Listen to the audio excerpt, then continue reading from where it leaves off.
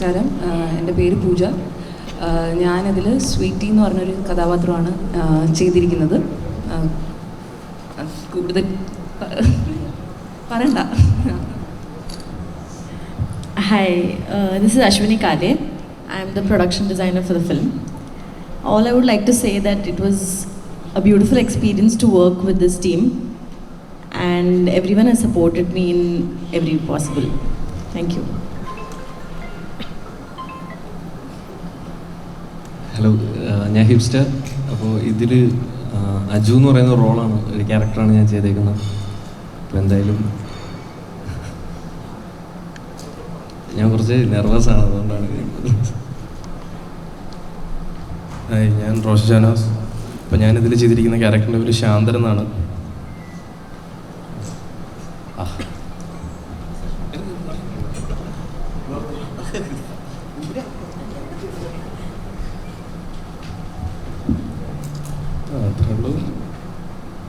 അപ്പോൾ ഞാൻ നർവസാണ്. എൻ്റെ ക്യാരക്ടറിൻ്റെ പേര് രംഗ എന്നാണ്. അപ്പം ഇതുവരെയും ചെയ്യാത്ത പോലത്തെ കഥാപാത്രമായിട്ടൊക്കെ എനിക്കും തോന്നി, കണ്ടവർക്കും തോന്നി. അപ്പോൾ അതാണ് പുതുമയെന്ന് പറയാനുള്ളത്. ബാക്കി മറ്റന്നാൾ റിലീസാകാൻ പോകുന്നൊരു പടത്തെപ്പറ്റി കൂടുതലൊന്നും സംസാരിക്കുന്നില്ല. Thank you.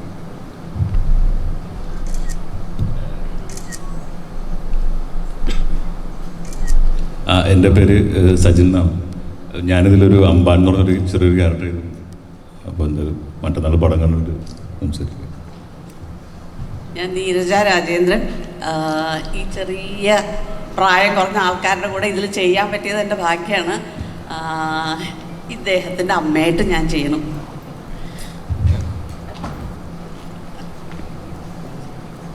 നമസ്കാരം, എൻ്റെ പേര് മിഥുൻ ജയശങ്കർ എന്നാണ്. എൻ്റെ ക്യാരക്ടറിൻ്റെ പേര് ബിബി എന്നാണ്. പിന്നെ ആവേശം ഞങ്ങൾ മൂന്ന് പേർക്കും ഒരിക്കലും 1% പോലും മറക്കാൻ സാധ്യതയില്ലാത്തൊരു അനുഭവമാണ്. ബാക്കിയെല്ലാം പടത്തിൻ്റെ റിസൾട്ട് വന്നിട്ട് സംസാരിക്കാൻ തോന്നുന്നു. എൻ്റെ ക്യാരക്ടറുടെ പേര് സുഷിൻ ശ്യാം. ഇതൊരു മ്യൂസിക് ചെയ്യുന്നു. ഇതൊക്കെ തന്നെ കുറച്ച് ഡിഫറെൻ്റ് ആയിട്ടുള്ള സോങ്സാണ് ഇതിൽ ചെയ്യാൻ പറ്റിയെന്ന് വിശ്വസിക്കുന്നുണ്ട്. ഇതുവരെ ചെയ്യാത്തൊരു പാറ്റേൺ പിടിക്കാൻ പറ്റി. കുറേ പാട്ടുകളുണ്ട്. പടം ഇറങ്ങുന്നു, എല്ലാവരും കാണുക. Thank you. അപ്പോൾ നമുക്ക് April 11th ആവേശം മീറ്റിംഗ് തിയേറ്റേഴ്സ്. സോ ആവേശം ടീമിൽ let's give them a big round of applause. നമ്മൾ ഭയങ്കര സൈലന്റ് ആയിട്ടിരിക്കണം. then we will start with the Q&A support. Right, give them a big round of applause everyone. Team ആവേശം, you can open up your Q&A now. ആദ്യം വെച്ചിട്ട്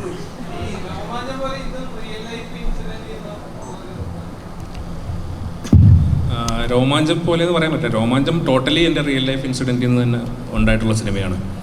ഇത് ചെറുതായിട്ട് അവിടെ ഇവിടെ ഇൻസ്പയർഡ് ആയി പോയിട്ട് ഉണ്ടെന്നേ ഉള്ളൂ. ചില അനുഭവങ്ങൾ കഥയാക്കി വലുതാക്കി സിനിമയാക്കി എന്നുള്ളതേ ഉള്ളൂ. അത് പൂർണ്ണമായിട്ടും എൻ്റെ അനുഭവം എന്നൊന്നും പറയാനൊന്നും പറ്റത്തില്ല. ഇല്ല, രോമാഞ്ചം സിനിമയായിട്ട് യാതൊരു കണക്ഷനും ഇല്ല. അല്ല, അതങ്ങനെയല്ല. അതൊരു ചെറിയൊരു കൺഫ്യൂഷൻ ഉണ്ടായതാണ്. എന്തായാലും അത് ക്ലിയർ ചെയ്തേക്കാം.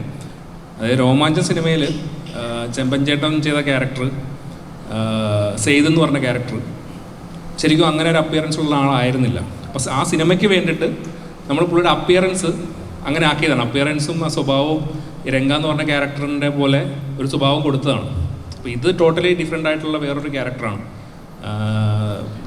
എനിക്ക് പേഴ്സണലി പരിചയമുണ്ടോ എന്ന് ചോദിച്ചാൽ നമ്മൾ ബാംഗ്ലൂർ പലയിടത്തും കണ്ടിട്ടുള്ള, മുന്നേ ഞാൻ പഠിച്ചിരുന്ന ടൈമിൽ കണ്ടിട്ടുള്ള ക്യാരക്ടേഴ്സിൽ നിന്ന് ഇൻസ്പയർഡ് ആയിട്ടാണ് ഈ ക്യാരക്ടറിനെ ഉണ്ടാക്കിയിട്ടുള്ളത്. അല്ലാതെ രോമാഞ്ചത്തിലെ ക്യാരക്ടറുകൊണ്ട് യാതൊരു ബന്ധവുമില്ല ഇതിന്.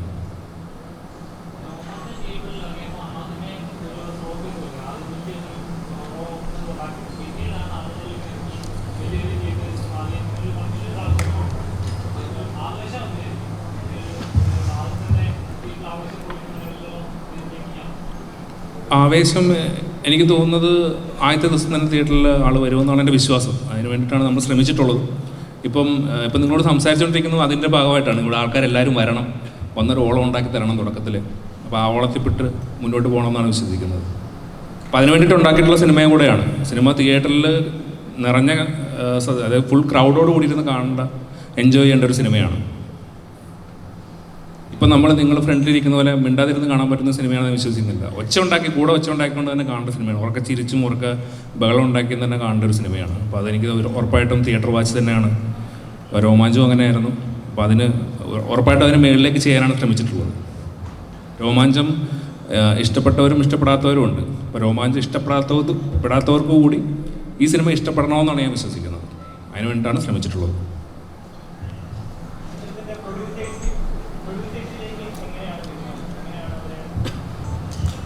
അതായത് രോമാഞ്ചം ഷൂട്ടിന് ശേഷം ഞാൻ ഈ കഥ ഡെവലപ്പായതിനു ശേഷം ഞാൻ അൻവർ റഷീദിൻ്റെ അടുത്ത് പോയിട്ട് പറയായിരുന്നു, നേരിട്ട് ഫോൺ സംസാരിച്ച് ഒരു കഥ പറയാനുണ്ടെന്ന് പറഞ്ഞു. അങ്ങനെ സജിനാണ് എനിക്ക് ആക്ച്വലി അവിടെ കണക്ട് ചെയ്തത്. അപ്പോൾ അങ്ങനെ ഞാൻ പോയിട്ട് കഥ പറയായിരുന്നു. കഥ പറഞ്ഞ് പുള്ളിക്കത് ഇഷ്ടപ്പെട്ടു. ഉടനെ തന്നെ ഫഹദിലേക്ക് എത്തി. അതങ്ങനെ പ്രൊജക്റ്റ് ആവുമായിരുന്നു. ആക്ച്വലി രോമാഞ്ചം റിലീസിന് ഞാൻ ഓൾറെഡി ആവേശത്തിൻ്റെ പ്രീ പ്രൊഡക്ഷനിലായിരുന്നു. ബാംഗ്ലൂർ ഷൂട്ട് തുടങ്ങാൻ കുറച്ച് നാളുകൾ ഉള്ളപ്പോഴാണ് രോമാഞ്ചം റിലീസാവുന്നത്. ഞാൻ ബാംഗ്ലൂരിൽ നിന്ന് വന്നിട്ടാണ് രോമാഞ്ചത്തിൻ്റെ റിലീസെല്ലാം ഇവിടെ അറ്റൻഡ് ചെയ്തിട്ട് തിരിച്ചു പോകുന്നത്. അപ്പോൾ രോമാഞ്ചത്തിന് മുന്നേ തന്നെ പ്രൊജക്റ്റ് ആയിരുന്ന സിനിമയായിരുന്നു ആവേശം.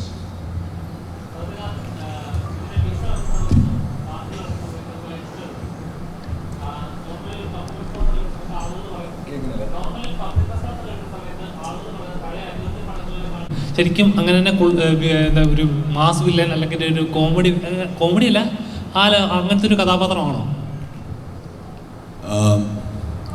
ഇയാൾ ബാംഗ്ലൂർ ബേസ് ചെയ്തിട്ടുള്ളൊരു ഗുണ്ടയാണ്. അതുകൊണ്ടാണ് പ്രൈമറിലി അങ്ങനത്തെ ഒരു ലുക്കിലേക്കൊക്കെ എത്തിയത്. ഓൾമോസ്റ്റ് ജിത്തുവിന് ഈ പറഞ്ഞ പോലെ ജിത്തു കണ്ട് പോയ ആളുകളിൽ നിന്നും ഒരുപാട് പേരിൽ നിന്നാണ് അങ്ങനെ ലുക്കിലേക്ക് എത്തിയത്. രണ്ടാമത്തെ ചോദ്യം എന്തായിരുന്നു?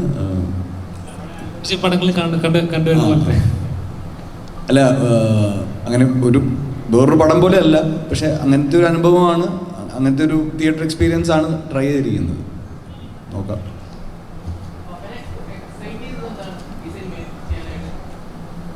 ഇതുപോലത്തെ ഒരു പരിപാടി ഞാൻ ഇതിനു മുമ്പ് പിടിച്ചിട്ടില്ല. എന്നെ ഇങ്ങനെ ആരും അഴിച്ചു വിട്ടിട്ടുമില്ല.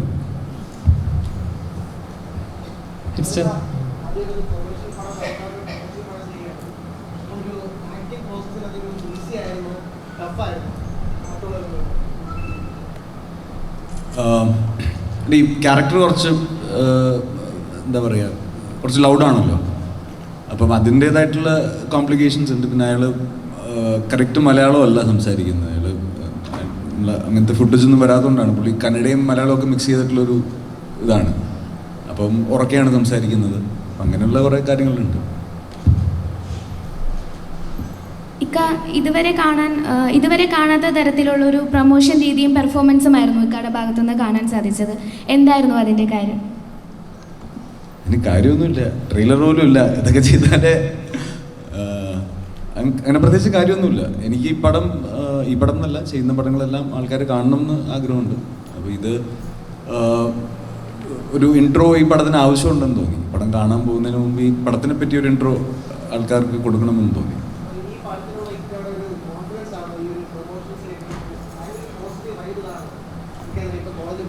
ഞാൻ അല്ലെങ്കിലും പോസിറ്റീവ് അല്ലേ? ഞാൻ ഭയങ്കര പോസിറ്റീവാ, അറിയാത്തോണ്ടാ. ഇല്ല, അതെന്നാ കുട്ടികൾ ചുമ്മാ, ഞാൻ ഡാൻസ് പഠിച്ചിട്ട് പോയതൊന്നുമല്ല അവിടെ. കുട്ടികൾ ചുമ്മാ പറഞ്ഞുകൊണ്ട് ഞാൻ അവരോട് അവരുടെ സന്തോഷത്തിന് വേണ്ടി, അവരുടെ എന്തോ യൂണിയൻ ഡേ ആയിരുന്നു, അപ്പോൾ അതിൻ്റെയൊക്കെ ഒരു സന്തോഷത്തിന്.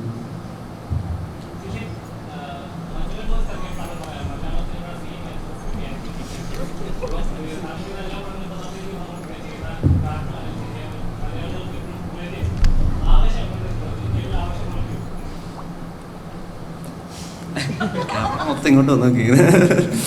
തിയേറ്ററിൽ ആവേശം കൊള്ളിക്കണമല്ലോ, അതുകൊണ്ടല്ലേ അങ്ങനെ ഒരു ആവേശം എന്നുള്ള പേര് വെച്ചിട്ട്. ഇതേപോലെ തന്നെയായിരുന്നു കഴിഞ്ഞ പ്രാവശ്യം രോമാഞ്ചം കൊള്ളിക്കോ എന്നുള്ളൊരു സാധനം. അപ്പോഴും എനിക്കൊരു എക്സൈറ്റ്മെൻറ്റ് ഉണ്ടായിരുന്നു, രോമാഞ്ചം കൊള്ളിക്കും എന്നുള്ളൊരു സാധനം. ആവേശം ഉറപ്പായിട്ടും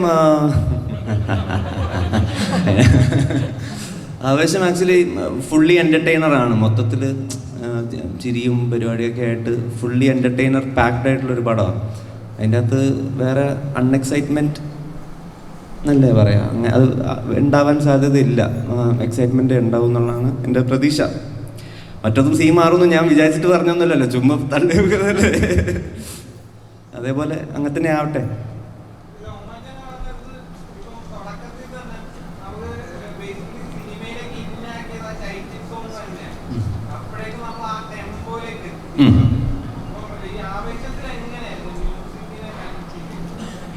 ആവേശത്തിൽ രോമാഞ്ചത്തിലുള്ള പോലെ, രോമാഞ്ചത്തിൽ ഇപ്പം അങ്ങനെ ഒരു ട്രാക്കൊക്കെ അങ്ങനെ ഉള്ളൂ. ഇതിലുള്ള മിക്ക ട്രാക്സും അങ്ങനെ ഫുള്ളി അത്യാവശ്യം ടെമ്പോ ഉള്ള ട്രാക്സ് തന്നെയാണ് ചെയ്തിരിക്കുന്നത്. അതും ഈ പറഞ്ഞ പോലെ അങ്ങനെ പാട്ടിന് വേണ്ടിയിട്ടുള്ള സിറ്റുവേഷൻസ് ഇല്ല, എല്ലാം ഒരു സ്കോർ പോലെ. നമുക്ക് ഈ പറഞ്ഞ പോലെ 8 പാട്ട് ഉള്ളത് അങ്ങനെ പടം കാണുമ്പം അറിയില്ല, ആ ഒരു 8 സോങ്സ് വന്ന് പോകുന്നത്. റാപ്പ് ഒരുപാടില്ല, എന്നാലും ഉണ്ട് 2-3 സോങ്സ് റാപ്പായിട്ടുണ്ട്. എല്ലാം മലയാളം, ഇംഗ്ലീഷും ഒരു സോങ് മാത്രം ഇംഗ്ലീഷാണ്, ബാക്കിയെല്ലാം മലയാളം. സൗത്ത് ഇന്ത്യൻ എനിക്കറിയില്ല, ഞാൻ എങ്ങനെയൊക്കെയോ മ്യൂസിക് ചെയ്തു പോവാ. സുഞ്ചേട്ടാ, ചേട്ടാ ഒരു ഇൻ്റർവ്യൂവിൽ മുമ്പ് പറഞ്ഞിരുന്നു ആവേശത്തിലൊരു അർജുനല്ല അനിരുദ്ധ് ടൈപ്പ് പിടിച്ചിട്ടുണ്ടെന്ന്. അപ്പോൾ അത് നമുക്കൊരു പരിധി വരെ ഇല്ലുമിനാറ്റിൽ ഞങ്ങൾ കേട്ടു. അപ്പോൾ ഇനി അതിനെ വെല്ലുന്നൊരു സോങ് ഇനി നമുക്ക് ചിത്രത്തിൽ പ്രതീക്ഷിക്കാമോ? ആ ഒരു വൈബ്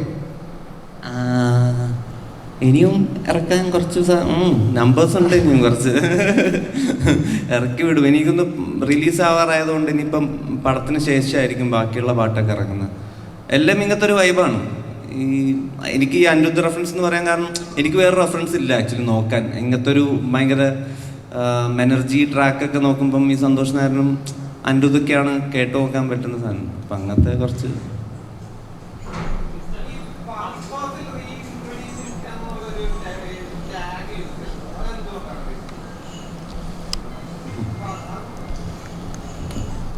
ചുമ്മാ യൂസ് ചെയ്തത് കാരണമൊന്നുമില്ല, ചുമ്മാ അത് എന്തെങ്കിലും ഒരു അല്ല. ഈ പറഞ്ഞല്ലോ, ഞാൻ ഇതുവരെയും ചെയ്യാത്ത സിനിമകളുടെ സ്വഭാവവും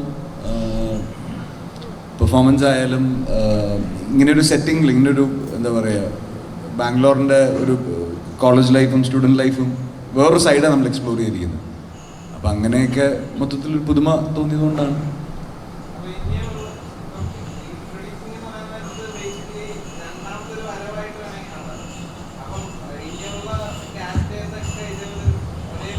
ഇത് ആക്ച്വലി പുള്ളിയുടെ സെക്കൻഡ് പേഴ്സണാലിറ്റിയാണ്. അതായത് ഇതുവരെ ചെയ്തുകൊണ്ടിരുന്ന പടങ്ങൾ ചെയ്യുമ്പോൾ ഫഹദ് ഫാസിൽ നിന്ന് വയ്ക്കും, ഇനി ഇതുപോലത്തെ വേറെ എന്തെങ്കിലും മാസ് പടമോ അല്ലെങ്കിൽ കൊമേഴ്ഷ്യൽ പടം ചെയ്യുമ്പോൾ ഫഫാന്ന് വയ്ക്കും. അതിനുള്ളൊരു പരിപാടിയാണ്, തുടക്കം എട്ടുന്നുള്ളതേ ഉള്ളൂ ഇതിൽ.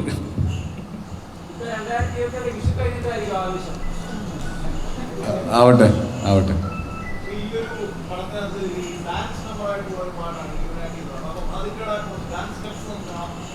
കുറേ കാണാനുണ്ട്, ഒരു ദിവസം കൂടെ വെയിറ്റ് ചെയ്താൽ മതി. ഈ പറഞ്ഞെല്ലാം ഉണ്ടോ?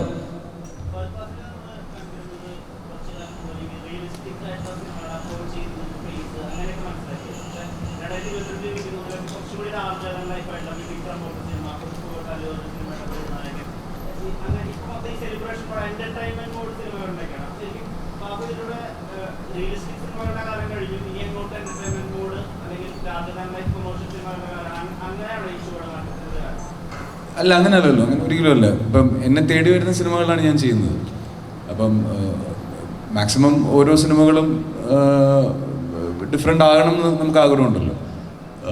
ഈ സ്വഭാവത്തിലുള്ള സിനിമകൾ ഇപ്പോൾ ചെയ്യാൻ മെയിൻ റീസൺ എന്താണെന്ന് വെച്ചിട്ടുണ്ടെങ്കിൽ എൻ്റർടൈൻമെൻറ്റ് കുറച്ചുകൂടെ സിനിമകളിൽ വരണമെന്ന് തോന്നി. ഇപ്പം ഈ പറയുന്ന ഓഫ് ബീറ്റ് ഫിലിംസിനൊക്കെ ഇപ്പോൾ നമുക്ക് വേറെ പ്ലാറ്റ്ഫോംസ് ഉണ്ട്. ഇപ്പോൾ അത് തിയേറ്ററിക്കലായിട്ട് ചിന്തിക്കണമെന്നൊന്നുമില്ല. അപ്പോൾ ഇതിനെല്ലാം പല പല ഓപ്ഷൻസ് ഉണ്ട്. അപ്പോൾ തിയേറ്ററിക്കലായിട്ട് സിനിമകൾ ചിന്തിക്കുമ്പോഴാണ് ഈ സ്വഭാവത്തിലേക്കുള്ള സിനിമകളിലേക്ക് എത്തുന്നത്.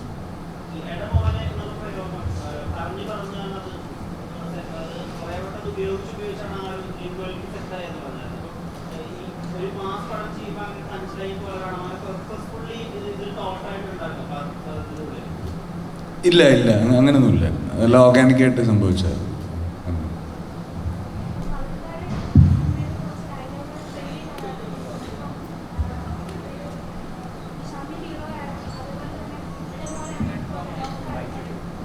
ഈ സിനിമയിലാണെങ്കിലും ഡേ മോനെ എന്നുള്ളൊരു ഡയലോഗ് ഭയങ്കര ട്രെൻഡിങ് ആയിട്ട് വരുന്നുണ്ട്. ഇതിൽ ഡയറക്ടറിൻ്റെയും റൈറ്ററിൻ്റെയും മാത്രം ചോയ്സ് ആണോ അതോ ഫഹദിക്കയുടെ ഒരു കോൺട്രിബ്യൂഷൻ അവിടെ വരുന്നുണ്ടോ? നമ്മൾ ഡിസ്കസ് ചെയ്ത് വന്നതാണ്. ഇപ്പം എനിക്ക് ഓർമ്മ വന്നത്, എന്നെ സ്കൂളിൽ എൻ്റെ ഒരു സീനിയർ എന്നെ ഇങ്ങനെ വിളിക്കുമായിരുന്നു. അങ്ങനെയാണ് ഞാനിത് ആദ്യം അവിടെ പറഞ്ഞു തുടങ്ങിയത്. പിന്നെ നസ്രിയൊക്കെ അത് എല്ലാവരും അത് യൂസ് ചെയ്ത് തുടങ്ങി സെറ്റിൽ ഭയങ്കര കോൺസ്റ്റൻ്റ് ആയിട്ട്. പിന്നെ അതങ്ങനെ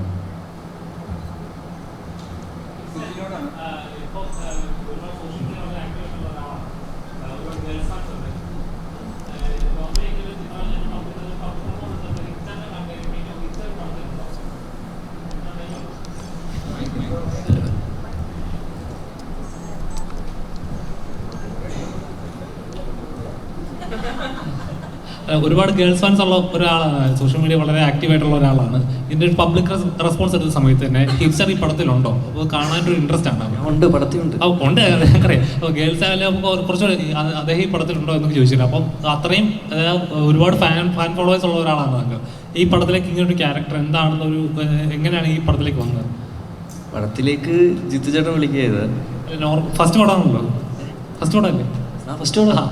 അപ്പം ഇതേപോലൊരു ഫഹദിക്ക എന്ന് പറയുമ്പോൾ തന്നെ വലിയൊരു ആക്ടർ, ഒരുപാട് പടങ്ങൾ ചെയ്ത് നമ്മുടെ മലയാളികളുടെ ഇന്നും ഇപ്പോഴും ഒരുപാട് ഓർക്കുന്ന കഥാപാത്രങ്ങൾ. ഇങ്ങനെ ഒരു പ്രൊഡക്ഷനിലേക്ക് ഭാഗമാകുമ്പോൾ എന്താണ് ഫസ്റ്റ് സ്ട്രൈക്ക് ചെയ്തത്? എക്സൈറ്റ്മെന്റ് തന്നെ ആയിരുന്നു. പിന്നെ എന്താണ്, ഞാൻ മുമ്പ് പറഞ്ഞതാണ്, ഫാൻ ബോയ് മൊമെന്റ് ആയിരുന്നു അത്.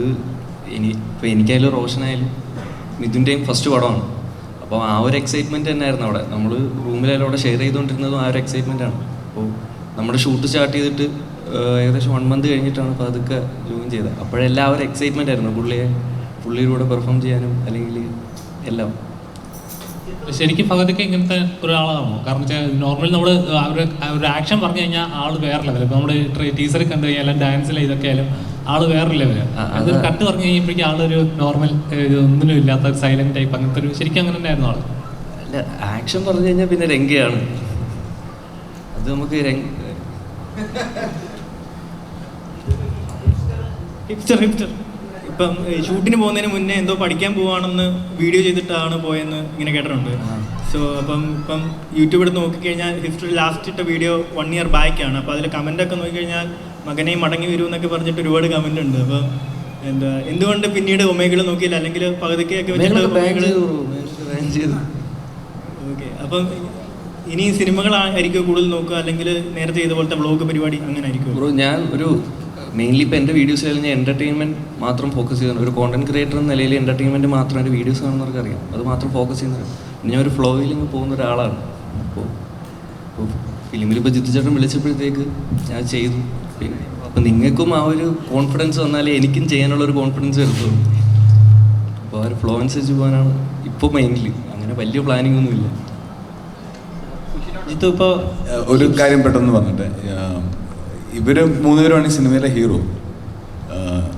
ഏറ്റവും ബുദ്ധിമുട്ടുണ്ടായിരുന്നത് ഇവരെ 3 പേരെയും ബാംഗ്ലൂർ പുറത്ത് ഷൂട്ട് ചെയ്യുന്നതായിരുന്നു. കാരണം ഹിപ്സ്റ്ററിനെ കണ്ട ആൾ കൂടിയ ഷൂട്ട് നടക്കത്തില്ല. അപ്പോൾ അത്രയും 1 million സബ്സ്ക്രൈബേഴ്സൊക്കെ നമ്മൾ സെറ്റിലല്ലേ. അപ്പം ഞങ്ങൾക്കും അത് ഭയങ്കര പുതിയൊരു എക്സ്പീരിയൻസ് ആയിരുന്നു. എനിക്ക് പ്രത്യേകിച്ചും. ഞാൻ ആദ്യമായിട്ടാണ് ഇങ്ങനെ ഒരു ഇത്രയും എന്താ പറയുക യങ്സ്റ്റേഴ്സായിട്ട്, അതും ഇൻഡിവിജ്വലി അവരുടേതായിട്ടുള്ള കാര്യങ്ങൾ ചെയ്തുകൊണ്ടിരിക്കുന്ന ആൾക്കാരുടെയൊക്കെ ഇൻട്രാക്ട് ചെയ്ത് കുറേ നാളുകൾ, 3-4 മാസം ഞാൻ ഒരുപാട് എൻജോയ് ചെയ്തു. Thank you. ഇതിപ്പോൾ രോമാഞ്ചം OTT റിലീസിന് ശേഷം രോമാഞ്ചം കണ്ടിട്ട് ചീ വരുന്നില്ല എന്ന് പറഞ്ഞ് വലിയ രീതിയിൽ വിമർശനങ്ങളുണ്ടായിരുന്നു. അപ്പോൾ അതുകൂടി മുന്നിൽ കണ്ടുകൊണ്ട് എല്ലാവരെയും ചിരിപ്പിക്കാം, അങ്ങനെ ചിരി നിമിഷങ്ങൾ ഉണ്ടാവണം, അത് തിയേറ്ററിൽ വർക്കാവുന്ന, അതായത് റിലീസിന് ശേഷവും ആളുകൾ പറഞ്ഞു രസിക്കുന്ന തമാശകൾ, അതായത് നമ്മുടെ പണ്ടത്തെ ഈ അൻവറേഷൻ സിനിമകളിലൊക്കെ ഉള്ള പോലത്തെ തമാശകളുണ്ടല്ലോ, നമ്മൾ ഡെയിലി യൂസേജസ് പോലെ ഉപയോഗിക്കുന്ന തമാശകൾ, അങ്ങനെ ഉണ്ടാക്കാൻ റൈറ്റിംഗ് ലെവലിൽ തന്നെ അങ്ങനെ ഒരു ശ്രമമുണ്ടോ? അല്ല, എപ്പോഴും നമ്മൾ എല്ലാവരെയും എൻ്റർടൈൻ ചെയ്യിക്കാൻ തന്നെയാണ് ശ്രമിക്കുന്നത്. അത് ഇതിനും ശ്രമിച്ചിട്ട്, രോമാഞ്ചത്തിനും ശ്രമിച്ചിരുന്നു, ഇതിനും ശ്രമിച്ചിട്ടുണ്ട്. അപ്പോൾ അതിലെ ആളുകൾക്ക്, അതാണ് ഞാൻ പറഞ്ഞു നേരത്തെ പറഞ്ഞു, അതിലിഷ്ടപ്പെടാത്ത ആൾക്കാർക്ക് കൂടി ഇത് ഇഷ്ടപ്പെടണമെന്ന് ഞാൻ ആഗ്രഹിക്കുന്നുണ്ട്, അതിനുവേണ്ടി ശ്രമിച്ചിട്ടുണ്ട്. നമുക്ക് നോക്കാം, ബാക്കി മറ്റന്നാൾ അറിയാം.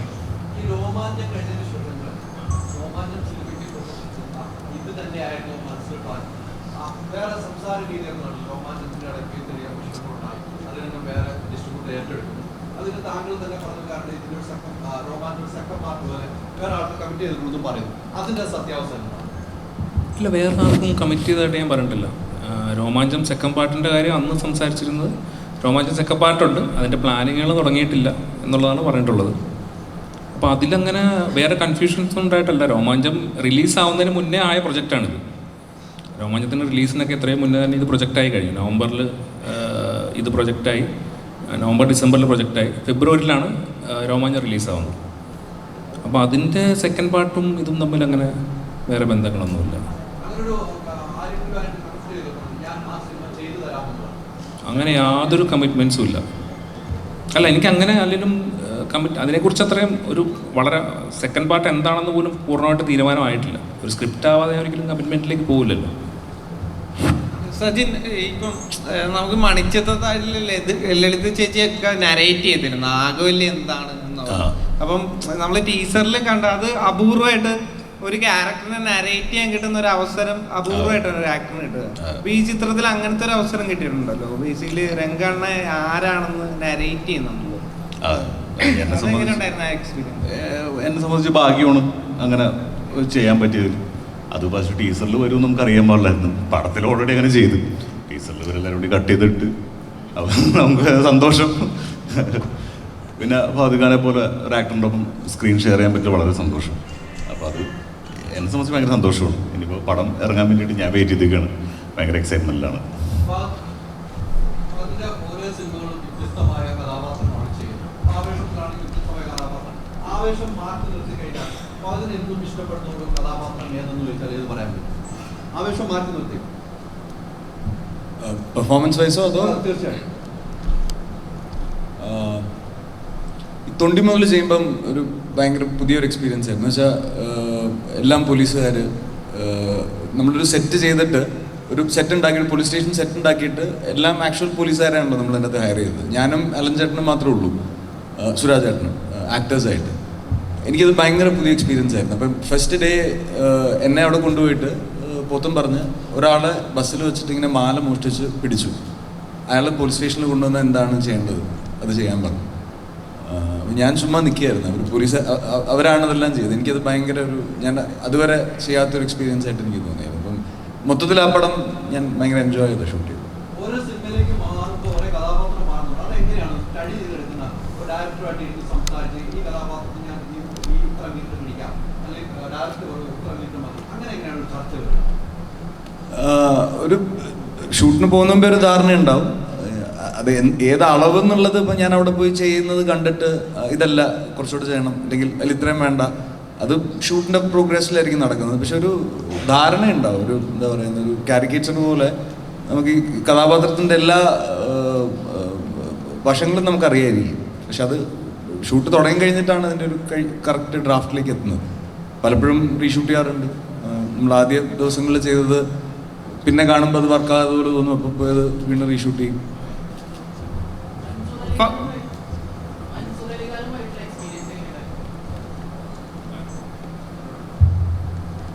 എനിക്ക് മുമ്പ് അറിയാവുന്നതാണ്. ഞാൻ വേലക്കാരനൊക്കെ വർക്ക് ചെയ്തിട്ട് എനിക്ക് കുറച്ച് മുമ്പ് അറിയാവുന്ന ആളാണ്. അപ്പം എനിക്ക് അന്നും ഇന്നും ഞാൻ പുള്ളിയോടുള്ളപ്പോൾ ഞാൻ ഒരുപാട് ചിരിക്കാറുണ്ട്.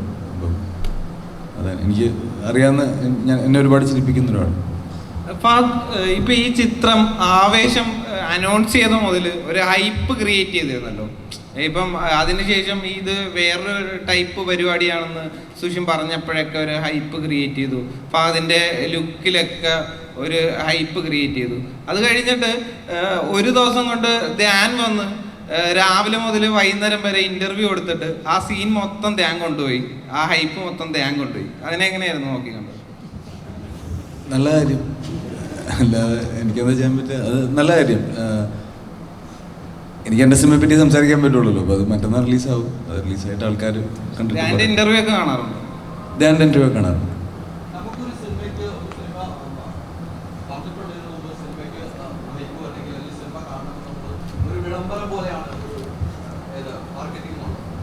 ഇപ്പം ഇൻ്റർവ്യൂ ആണെങ്കിൽ വളരെ ഇതിനൊരു ഇൻ്റർവ്യൂ കൊടുക്കാൻ വന്നിട്ടില്ല. നമുക്ക് ടീമാരും വന്നിട്ടില്ല. ആകെ ഒരു ഇൻ്റർവ്യൂ മാത്രമേ ഉള്ളൂ. ഇൻ്റർവ്യൂ മാത്രം വന്നിട്ടുള്ളൂ. അത് നമുക്ക് കണ്ടതുമാണ്. എന്തുകൊണ്ടാണ് അത്ര ഇന്റർവ്യൂസിലേക്ക് വേണ്ട? അതിന് സമയക്കുറവാണ് എന്താണെന്ന് അറിഞ്ഞാൽ. ഞാൻ ഹൈദരാബാദാണ്. ഞാൻ പുഷ്പ ഷൂട്ട് ചെയ്തുകൊണ്ടിരിക്കുകയാണ്. ഇപ്പം ഇന്ന് വൈകിട്ട് ഞാൻ തിരിച്ചു പോകും. വീണ്ടും റിലീസിൻ്റെ അന്നൊരു ദിവസത്തേക്ക് ഞാൻ വരും. അതൊരു സൈഡ്. രണ്ടാമത്തെ സൈഡ്, മിനിഞ്ഞാന്നാണ് പടം ലോക്കായത്. ഒരു ട്രെയിലർ കട്ട് ചെയ്യാൻ പോലും നമുക്ക് സമയം കിട്ടിയിട്ടില്ല. എല്ലാവരും ബിസിയായിരുന്നു. പ്രൈമറിലി മറ്റ് ടെക്നീഷ്യൻസ് മറ്റു പടങ്ങളൊക്കെ ആയിട്ട് ബിസി ആയിരുന്നു. എല്ലാവരും ഈ സിനിമയിലേക്ക് എത്തിയപ്പോഴത്തേക്കും അതിൻ്റേതായിട്ടുള്ള ഡിലേ ഉണ്ടായി. പടം തീരാനും അതിൻ്റേതായിട്ടുള്ള ഡിലേ ഉണ്ടായി. അപ്പം അതിലായിരുന്നു ഫോക്കസ്. പടം ഭംഗിയായി തീർത്ത് തിയേറ്ററിൽ കൊണ്ടുവരിക. പിന്നെ എപ്പോഴും നമ്മൾ പുതിയതായിട്ടൊരു കാര്യം ചെയ്യുമ്പോൾ നമ്മളിപ്പം ഞാൻ സ്ഥിരം ചെയ്യുന്നൊരു പരിപാടിയാണെങ്കിൽ എനിക്കിങ്ങനെ ഒന്നും പറയണമെന്നില്ല. അപ്പം സത്യേട്ടൻ്റെ ഇപ്പം ഞാൻ പ്രകാശനൊക്കെയാണെങ്കിൽ ഞാൻ പ്രൊമോഷനൊന്നും വന്നിട്ടില്ല. കാരണം ഞാനും സത്യേട്ടനിൽ നിന്നും ആൾക്കാർ എന്താണ് എക്സ്പെക്ട് ചെയ്യുന്നത്, അതാണ് കേട്ടർ ചെയ്യുന്നുള്ളത് ഞങ്ങൾക്ക് രണ്ടുപേർക്കും ക്ലിയർ ആയിരുന്നു. അപ്പം ഇതിൽ ജിത്തുവും പുതിയതായിട്ടൊരു സാധനമാണ് ട്രൈ ചെയ്യുന്നത്, ഞാനും പുതിയതായിട്ടൊരു സാധനമാണ് ട്രൈ ചെയ്യുന്നത്.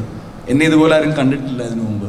അപ്പം പടത്തിനൊരു ഇൻട്രോ കൊടുക്കേണ്ടത് ആവശ്യമായിട്ട് തോന്നി. അപ്പം അതുകൊണ്ടാണ് ഇതിലൊന്നുമല്ല ഞാൻ വിശ്വസിക്കുന്നത്. എൻ്റെ ജോലി സിനിമകൾ ചെയ്യുക എന്നുള്ളതാണ്. നല്ല സിനിമയാണെങ്കിൽ സിനിമ അതിൻ്റെ ജോലി എടുത്തോളൂ, സിനിമ ഗ്രോ ചെയ്തോളൂ. ഇല്ല.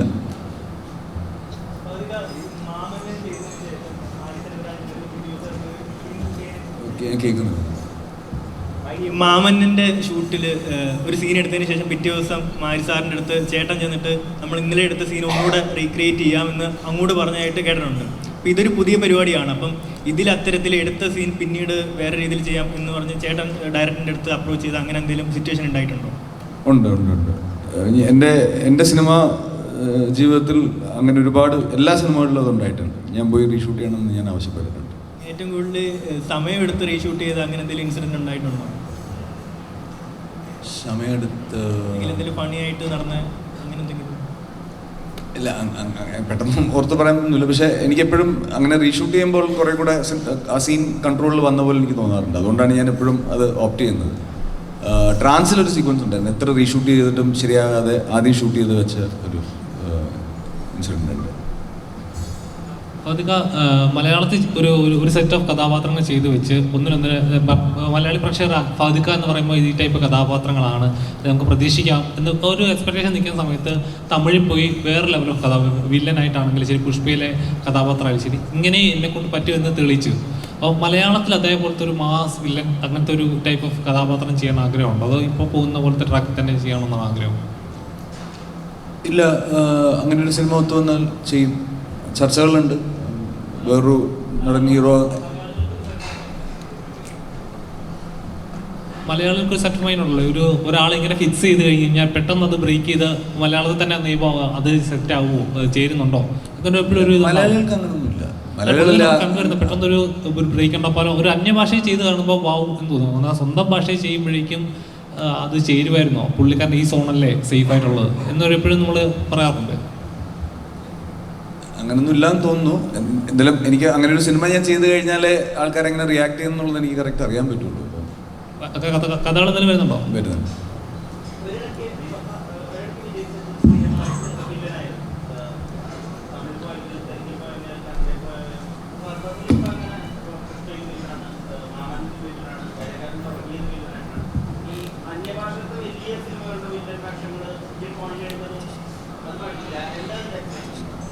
ഇല്ല, അതിൻ്റെ എക്സൈറ്റ്മെൻറ്റ് ഈ ടാലൻറ്റ് കൊളാബറേഷൻ തന്നെയാണ്. ഇപ്പം വിക്രത്തിൽ ഐ മീൻ മാമനിൽ വടിവേൽ സാറിൻ്റെ വില്ലനായിട്ട് അഭിനയിക്കുക എന്നുള്ളത് എനിക്ക് ഭയങ്കര എക്സൈറ്റ്മെൻറ്റുള്ള കാര്യമായിരുന്നു.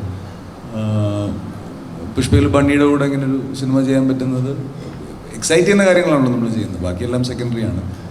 ആസ് എ സിനിമ അത് നമ്മൾ എക്സൈറ്റ് ചെയ്യുന്നതുകൊണ്ടാണ് നമ്മൾ അതിൻ്റെ അകത്തേക്ക് നിൽക്കുന്നത്. ഇതിലൊന്നും ഒരു പ്ലാനൊന്നുമില്ല. ഇപ്പം ഞാൻ തമിഴിൽ ചെയ്യുന്ന വടിവേൽ സാറായിട്ട് ചെയ്യുന്ന പടം കോമഡി പടമാണ്, രജനി സാറായിട്ടുള്ള പടം ഹ്യൂമറാണ്. അപ്പം ഇതെല്ലാം സംഭവിക്കുന്നതാണ്, അങ്ങനെ ഒരു പ്ലാനൊന്നുമില്ല. എല്ലാം സേഫ് അല്ലേ? എനിക്കറിയില്ല. എൻ്റെ അടുത്ത് ഇതൊന്നും ഞാൻ പറഞ്ഞില്ല, ഇതൊന്നും പ്ലാൻ ചെയ്ത് സംഭവിക്കുന്നതല്ല. നമ്മളെ വിശ്വസിക്കുന്ന കുറേ ആൾക്കാർ തരുന്ന എനർജിയും കോൺഫിഡൻസുമാണ്. ജയിലറും മാമന്നനും ഒക്കെ ഇറങ്ങി കഴിഞ്ഞപ്പം തമിഴ്നാട്ടിൽ ചില വിമർശനങ്ങൾ വന്നിരുന്നു. അതായത് മലയാള നടന്മാർ കൂടുതലായിട്ട് തമിഴിൽ വില്ലൻ വേഷം അവർക്ക് അർഹതപ്പെട്ടതാണ്, അവിടുത്തെ ആർട്ടിസ്റ്റുകൾക്ക് അർഹതപ്പെട്ട കുറേ വില്ലൻ വേഷങ്ങൾ കവർന്നെടുക്കുന്നു എന്നുള്ള ഒരു വിമർശനങ്ങൾ തന്നെ. ഈ അങ്ങനെയുള്ള ആ ഒരു പ്രസ്താവന എന്താണ് താങ്കളുടെ അഭിപ്രായം? എനിക്ക് തോന്നുന്നത് ചെറിയ ഒരു ഡിസ്കഷൻസ് ഉണ്ടായിട്ടേ ഉള്ളെന്ന് തോന്നുന്നത്. അങ്ങനെ അത് കഴിഞ്ഞിട്ടാണ് എനിക്ക് ഏറ്റവും കൂടുതൽ തമിഴിൽ സിനിമകൾ വന്നിട്ടുള്ളത്. ഇപ്പോഴും തമിഴിൽ നിന്നാണ് ഏറ്റവും കൂടുതൽ സിനിമകൾ വരുന്നത്. അങ്ങനെയൊന്നുമില്ല, എല്ലാവരും എന്താ പറയുക, ഒരു നേരത്തെ പറഞ്ഞ പോലെ ടാലൻറ്റ് കൊളാബറേഷനായിട്ട് തന്നെ കാണുന്നുള്ളൂ. അല്ലാതെ നമ്മളവിടെ പോയി തമിഴ് സിനിമ ചെയ്ത് തമിഴ് സിനിമ എന്നേക്ക് മാറ്റാനൊന്നുമല്ലല്ലോ പോകുന്നത്. നമ്മളവിടെ പോയി നമ്മുടെ ഫ്രണ്ട്സ് വിളിക്കുന്നു. ഇപ്പം എന്നെ സംബന്ധിച്ചിടത്തോളം എനിക്കിപ്പം കമൽ സാറായിട്ടുള്ള റിലേഷൻ, രജനി സാറായിട്ടുള്ള റിലേഷൻ ഒക്കെ ഇങ്ങനെ പോയി സിനിമകൾ ചെയ്തിട്ടുള്ളതുകൊണ്ടാണ്. അപ്പം ഞാനതെല്ലാം വളരെ പോസിറ്റീവായിട്ടാണ് ഉണ്ടാകുന്നത്. ഫാദിക, ഇവിടെ എൻ്റെ പേര് ഫാസിൽ എന്നാണ്. കഴിഞ്ഞ പ്രാവശ്യം ഉണ്ടായിരുന്നു ഒരാൾ. എൻ്റെ ചോദ്യം എന്ന് വെച്ചിട്ടുണ്ടെങ്കിൽ ഇപ്പോൾ ടീസറിൻ്റെ സമയത്ത് എൻ്റെ ജീവിതത്തിൽ എനിക്ക് ഏറ്റവും പേടിയുള്ള കാര്യമാണ് ഫാസിൽ എന്നെ ചോദ്യം ചെയ്യുക. അപ്പോൾ അത് ഉമ്മയോടൊക്കെ പറഞ്ഞിട്ട് ഞാൻ വീട്ടിൽ പോകുള്ളൂ. എന്നോട് ചോദ്യങ്ങളൊന്നും ചോദിക്കരുത് എന്ന് പറഞ്ഞിട്ട് ഞാൻ വീട്ടിൽ പോകുന്നത്.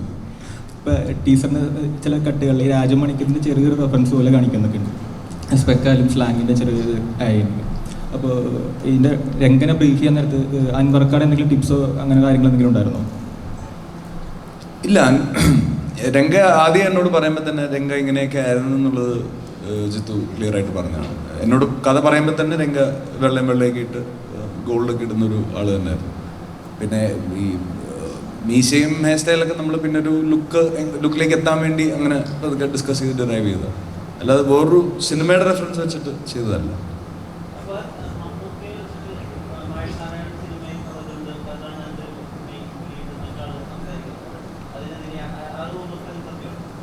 മമ്മൂക്ക വെച്ച് മഹേഷ് എന്ന പടത്തിൽ ഞാനിങ്ങനെ ലീഡാകുന്നത് ഇല്ലില്ല, അത് മമ്മൂക്ക മഹേഷ് ചിത്രമാണ്. ജിത്തു ചേട്ടാ, ഇപ്പം രോമാഞ്ചം നോക്കിക്കഴിഞ്ഞാൽ അതിൻ്റെ ഒരു ക്ലൈമാക്സ് പോർഷനിലേക്ക് വരുമ്പം രോമാഞ്ചം വരുന്നൊരു ഷോട്ട് കാണിക്കുന്നുണ്ട്. അത് ഭയങ്കര ബ്രില്യൻ്റ് ആയിട്ടാണ് പ്ലേസ് ചെയ്തേക്കുന്നത്. അപ്പോൾ ആവേശത്തിലേക്ക് വരുമ്പോൾ ഈ ഒരു ടൈറ്റിൽ എങ്ങനെയാണ് വരുന്നത്, അല്ലെങ്കിൽ സിനിമയും ടൈറ്റിലും തമ്മിലുള്ള കണക്ഷൻ? അല്ല, ആവേശം എനിക്ക് തോന്നുന്നു നമ്മൾ എടുത്തിട്ടുള്ളത് അത് കാണുമ്പോൾ എപ്പോഴും തോന്നുന്നത്, അതിൽ ഏറ്റവും കൂടുതൽ തോന്നുന്നൊരു വികാരമാണ് ഈ ആവേശം എന്ന് പറയുന്നത്. അപ്പോൾ അത് തന്നെയാണ് ഈ പടത്തിലും പ്ലേസ് ചെയ്തിട്ടുള്ളത്. ആ പാട്ടുകൾ ആ സിനിമയുടെ കഥ പറഞ്ഞു തരുന്നുണ്ട് പല രീതിയിൽ. അപ്പോൾ ഇതിനകത്തും ചില പാട്ടുകളൊക്കെ ശ്രദ്ധിച്ചേക്കുന്നൊക്കെ കിട്ടുന്നു. അപ്പോൾ ഈ വിനായകും സുഷിനുമായിട്ടുള്ള ഒരു കോമ്പിനേഷൻ, കാരണം കുറേ ഹിറ്റ് പാട്ടുകളുണ്ട്. അപ്പോൾ അതിനെക്കുറിച്ചിട്ടാണ് ഒരു ചോദ്യം. രണ്ടാമത്തെ ചോദ്യം, ഇന്നത്തെ സിംഗേഴ്സ് ഇപ്പോൾ ബാസി ഒരു പാട്ട് പാടിയിട്ടുണ്ട്, തമിഴിൽ നിന്ന് പാടിട്ടപ്പോൾ വന്നിട്ടുണ്ട്. അപ്പോൾ എങ്ങനെയാണ് ഈ ഇങ്ങനെയുള്ള സിംഗേഴ്സിനെ ചൂസ് ചെയ്യുന്നത്? ജിത്തു എനിക്ക് 25 ദിവസവും 8 പാട്ടാണ് ചെയ്യാനുള്ള ഡെഡ് ലൈൻ എന്നത്. അപ്പോൾ നമ്മൾ 2 ദിവസത്തിലൊരു പാട്ട് ചെയ്യുക, അങ്ങനെയാണ് നമ്മളിരിക്കുന്നത്. ജിത്തു ഡെയിലി വരും, ഞാൻ അകത്തിരുന്നെങ്കിൽ ചെയ്യും, ജിത്തു പുറത്തുനിന്നെങ്കിൽ ബുക്ക് വായിച്ചിരിക്കും.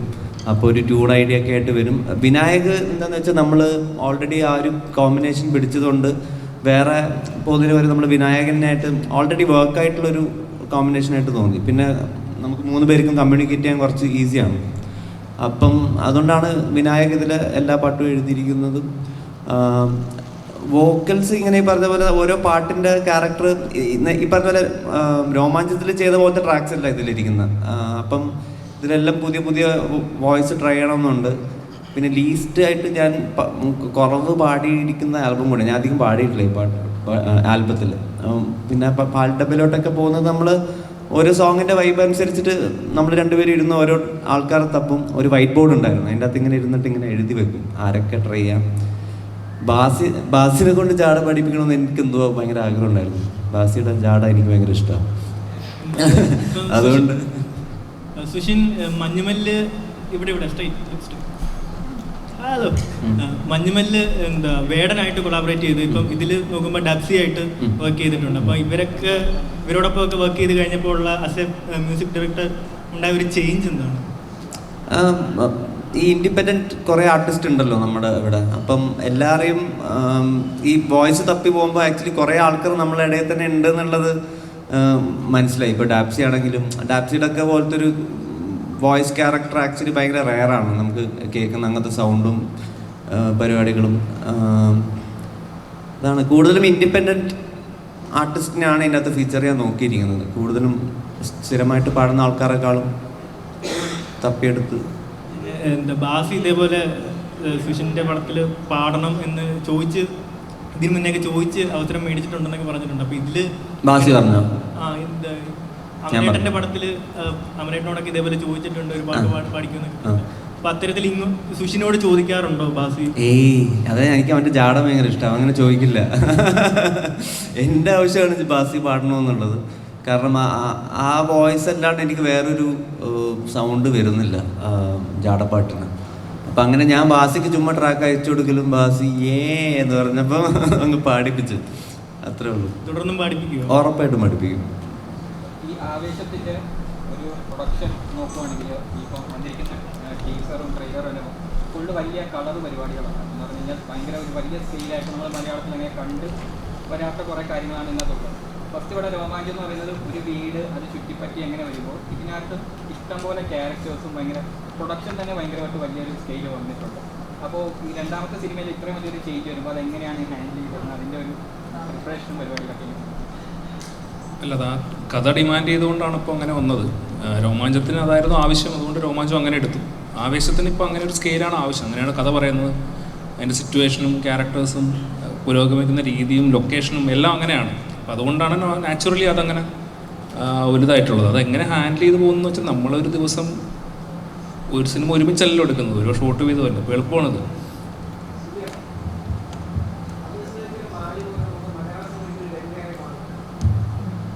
മലയാള സിനിമയ്ക്ക് ഉറപ്പായിട്ട് ലങ്കയായിട്ട് മാറും. ജിത്തു, ഇപ്പോൾ നമ്മൾ തമിഴിലും തെലുങ്കിലൊക്കെ നമ്മൾ ടൈറ്റിൽ കാർഡ്സ് വല്ലാതെ സെലിബ്രേറ്റ് ചെയ്യുന്നതാണ്. ഇപ്പോൾ സൂപ്പർ സ്റ്റാർ ചെയ്യാന്നൊക്കെ എഴുതി വരുന്ന പോലെ മലയാളത്തിൽ അങ്ങനെ ഇല്ല. അപ്പോൾ ആവേശത്തിൽ അങ്ങനെ ഫാഫയ്ക്ക് ഒരു ടൈറ്റിൽ ഉണ്ടാവുമോ?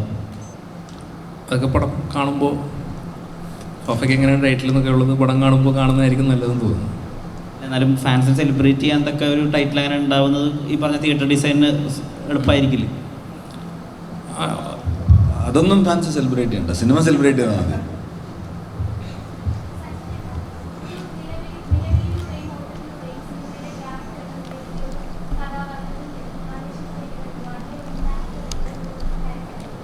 ഒന്നും കേട്ടില്ല, കുറച്ചുകൂടെ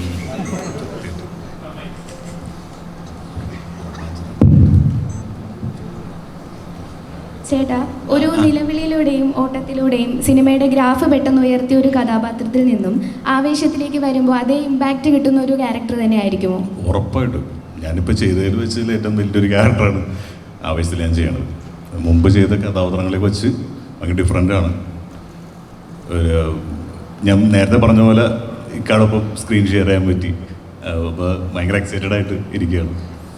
മുൻപ് ചെയ്ത കഥാപാത്രങ്ങളെ വെച്ച് ഭയങ്കര ഡിഫറെൻ്റാണ്.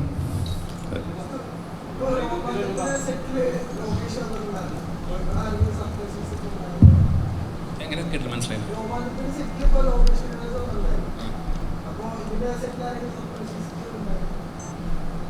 അങ്ങനെ ഉള്ളതായിട്ട് ഓർമ്മയില്ല. സജീൻ ഗോപു ഇവിടെയാണ്.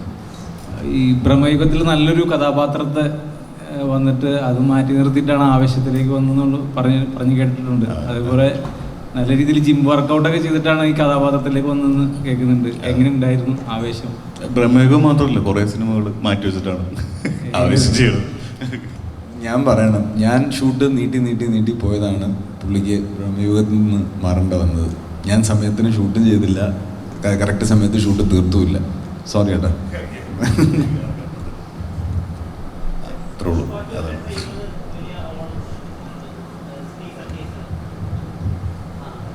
കേട്ടില്ല.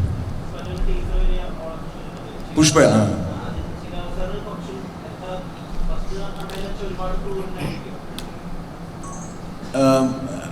വേറൊരു ഇൻട്രസ്റ്റിംഗ് ട്രാക്കാണ്. അങ്ങനെ ക്രൂരതയും പരിപാടിയൊന്നുമല്ല, ഭയങ്കര ഇൻട്രസ്റ്റിംഗ് വേറൊരു ട്രാക്കാണ്.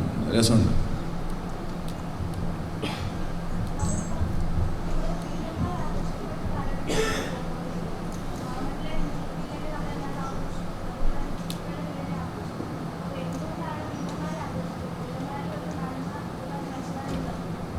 ഇല്ല, പുഷ്പയിലെ ഏറ്റവും കൂടുതൽ ആഘോഷിച്ചു. അത് കഴിഞ്ഞിട്ട് മറ്റേ ആളൊക്കെ ആഘോഷിച്ചിട്ടുള്ളൂ. പിന്നെ ഈ വില്ലന്മാരെ ആഘോഷിക്കുന്ന വില്ലന്മാരുടെ തമാശകളൊക്കെയാണ് ആൾക്കാർ ഡിസ്കസ് ചെയ്യുന്നത്. അല്ലാതെ വില്ലന്മാരുടെ കഥാപാത്രത്തിൻ്റെ ക്വാളിറ്റീസ് ഒന്നും അല്ല, പെർഫോമൻസിനെയാണ് ആൾക്കാർ സെലിബ്രേറ്റ് ചെയ്യുന്നത്. അല്ലാതെ ഇപ്പം മാമനിലായാലും വടിവേൽ സാറിൻ്റെ പെർഫോമൻസ് ആൾക്കാർ ഡിസ്കസ് ചെയ്തതാണ്. പുഷ്പയിൽ ബണ്ണിയുടെ പെർഫോമൻസ് ഡിസ്കസ് ചെയ്തതാണ്. നാഷണൽ അവാർഡ് വരെ കിട്ടിയത്, ശരിയാ, നാഷണൽ അവാർഡ് വരെ കിട്ടിയത്. അപ്പം ഇതെല്ലാം ഫേസാണ്. അത്ര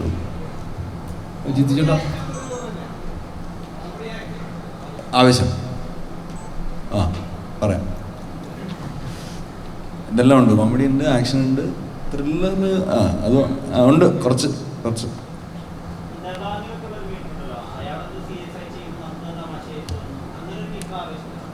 ഒരൊറ്റ ദിവസം മതി. ഈ ഫാദുക്കട ഒരു ആക്ടിങ്ങിൽ ഓരോ ചെറിയ എലമെന്റ് പോലും ഒരുപാട് ലേയേഴ്സ് നമുക്ക് കാണാൻ സാധിക്കുന്നുണ്ട് ആ കഥാപാത്രത്തിൽ. എക്സാമ്പിൾ ഇപ്പോൾ ഷമ്മി കഥാപാത്രത്തിലായാലും എന്താ മോളെ എന്ന് ചോദിക്കുന്ന ഒരു കഥാപാത്രത്തിലായാലും ആ സൈലൻസിൽ പോലും കഥാപാത്രത്തിൻ്റെ പല ലേയേഴ്സ് നമുക്ക് കാണുന്നുണ്ട്.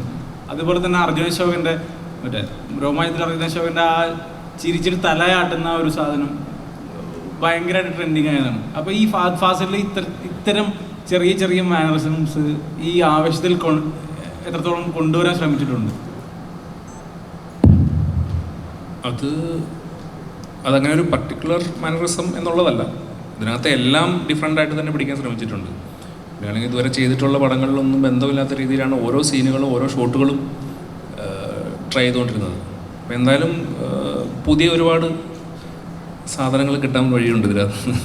എങ്കിൽ പോലും കയ്യെത്തും ദൂരത്തിലെ ഫഹദ് ഫാസിലും ആവേശത്തിലെ ഗുണ്ടയായിട്ട് വരുന്ന ഫഹദ് ഫാസിലും തമ്മിലുള്ള അന്തരം അത്രയും വലുതാണ്. അതുകൊണ്ട് ചോദിച്ചത്. രണ്ടും രണ്ട് അറ്റത്താ, ശരിയാ. ഇതിൽ ഏറ്റവും ഇൻട്രസ്റ്റിംഗ് ആയിട്ടുള്ള കാര്യം, ആവേശം പെർഫോം ചെയ്യുമ്പം ചില സമയത്ത് വൺ മോർ ജിത്തു ആവശ്യപ്പെടുമ്പോൾ ജിത്തു പറയുന്നത് ഇത് മുമ്പ് കണ്ടിട്ടുണ്ടെന്ന് പറയും. ഇത് മുമ്പ് കണ്ടതാ, പുതിയത് എന്തെങ്കിലും ഉണ്ടോ നമ്മൾ. അപ്പം അത്രയും കോൺഷ്യസ് ആയിട്ട് ഒരാൾ നിന്ന് നമ്മൾ ഡയറക്റ്റ് ചെയ്യുമ്പോൾ ആ ഫ്രഷ്നെസ് സ്ക്രീനിൽ ഉണ്ടാവണം എന്നാണ് പ്രതീക്ഷിക്കുന്നത്. അപ്പോൾ എല്ലാവരും April 11th പടം കാണുക, സെലിബ്രേറ്റ് ചെയ്യുക. Thank you. Happy Eid. Enjoy. Thank you. മോനെ അപ്പം നാളെ